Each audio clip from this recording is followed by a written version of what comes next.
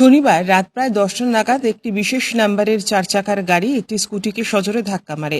দুর্ঘটনায় স্কুটিতে থাকা এক মহিলা গুরুতর আহত হন।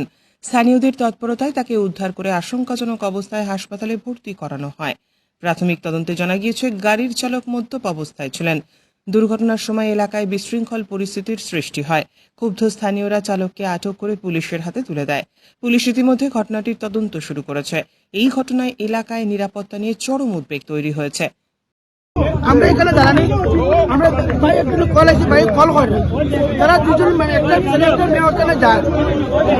তারপরে কি অ্যাক্সিডেন্ট মানে তারা মানে ডাইরেক্ট উড়াই দিছি, উড়ানি পরে কিতা করছি আমরা এখানে বেড়াইছি, পরে আমরা দিকে উড়াইছি, আমরা স্কুটি মানে আমরা সঙ্গে সঙ্গে সরে গেছি, সরে দাঁড়াইছি, পরে দিকে একটা বেড়াতে বেড়াচ্ছে, পরে আমরা লোকেশন গাড়ি সার্ভিস এগুলো সব লইছি, আমরা সব লিয়ে বর্তমানে গাড়ি এখানে রাখা আছে। আচ্ছা, কোন সময় হয়েছে ঘটনাটা? মদমাওয়া গেছে, মদমাওয়া গেছে গাড়ি 5 থেকে 10 মিনিট হইব।